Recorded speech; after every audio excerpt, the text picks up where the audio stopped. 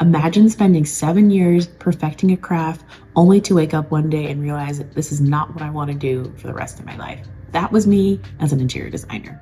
That was me 3 years ago, feeling pretty miserable about my job. Now here I am as a working UX designer for almost 2 years, and the turnaround has been crazy. So quick backstory, I was school for interior design. I got a Bachelor of Science in it, 4-year program, then got out of school, started immediately working as a designer, interior designer for 7 years. I worked in all kinds of things. I did residential, specifically like luxury mountain homes. Then I was in healthcare, and then I finished off in commercial real estate. So I did a lot of different types of interior design. So the thing I always get asked is why? Why did you leave interior design? The list is long, guys, and extensive if I get into detail, but I'm just going to give you just some high level stuff of why I left.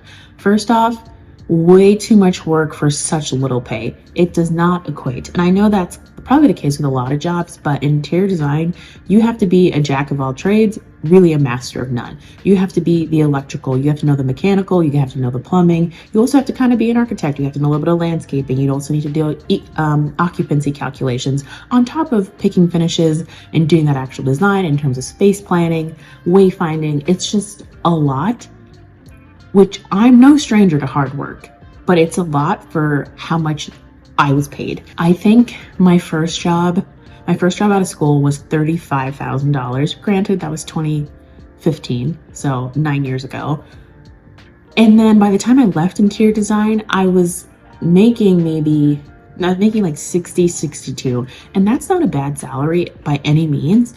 It's just when you think about how much work you're putting in and how much stress you're getting because of it, it really does not feel like fair compensation. At that point, you're just taking advantage of me. You know, I was not passionate about the project, especially towards the end doing commercial real estate. I was doing all this design work just for somebody else's bottom line and to line their pockets.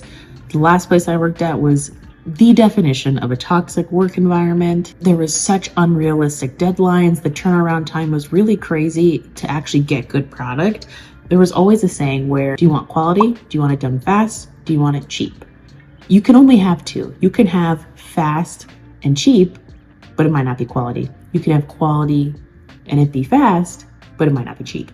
So that was always kind of the dance that I was doing. Despised it. Sometimes the clients were really rude. It was just, I was being overworked and I was just miserable. I felt like I had a gray cloud hanging over me. So those are just a few of the whys of why I had to get the hell out. So why UX then?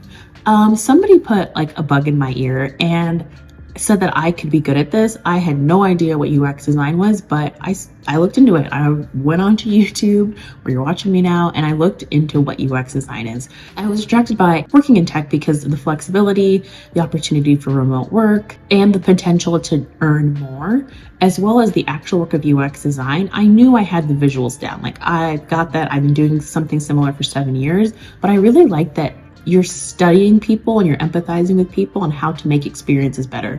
And in the world that we live in, where everything is a screen, everything is digital, I thought that was such an interesting work, that we are interacting with these interfaces every day. And if I can be the person that improves that experience, I think that'd be pretty cool.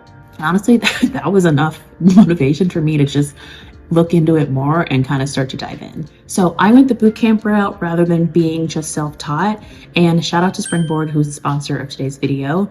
I did not have a massive learning curve because of bootcamp. I was going through my bootcamp, doing the homework, doing the assessments, doing all of that when I was applying for jobs, when I'm sitting currently as a designer in rooms with other UX designers, with product managers, with developers. I feel like I belong in that room. I feel on equal footing. And I really owe that to bootcamp because I like structure. I like a process.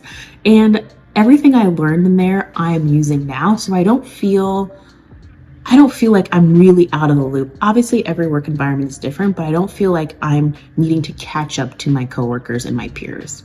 So if the structure of a bootcamp interests you, their next cohort for the UI UX design program that I did is March 11th is when that begins. But to be in that class March 11th. You have to sign up by March 6th is that deadline. So you guys have a couple weeks. I think it's like 2 weeks out maybe. So use the code STEPHANIEM to get $1,000 off the program, and really just use that to take advantage and be ahead of the curve. So funny, it was not hard for me at all to give up interior design, which sounds crazy because I invested 4 years of school into it, 7 years of actually being an interior designer, $30,000 of student loan debt. But I don't know, I cut it up so cleanly. Like, I do not look back at all. And I think that's a few reasons, but I just knew that no matter how hard doing boot camp was, doing the homework of boot camp, applying for jobs, that stress, the day-to-day of actually being a UX designer, I knew that was not going to be as hard as where I currently was, because that, guys, was the trenches. It was the trenches. It was so bad. That was just my experience. If you're an interior designer and you love it, I'm so happy for you, because I feel like that is more rare than you would think. But if you're somebody like me that is thinking about a career switch, you can do it. If anything that I've talked about UX is interesting to you, look into it, guys, because honestly, anybody can make a career switch. I know it's really scary, especially if you've been in whatever career for a long time, but you know, sometimes life is long, guys. And if you really can see yourself not doing your current job anymore, I think that's a sign to look into something else. And who knows, maybe you look into UX and it's not it. Maybe it's something else tech related. Maybe it's more graphic design. You really won't know until you try. So now I've made a career switch. Where am I at now? Honestly, I am very happy. I'm very fulfilled. I am just way less stressed. People in my life have told me I seem lighter. I feel lighter. Like, I feel like a lighter person, but it was not good. It was not a good time for me. Now I just don't feel that. Like, I don't get the Sunday scaries. I feel like I'm making impactful changes at my job. I'm helping business owners do better business. I get unlimited PTO. My job is really flexible. I'm on the track to just earn more money than I've ever made before. These are the kinds of things that I value, and I have those things now.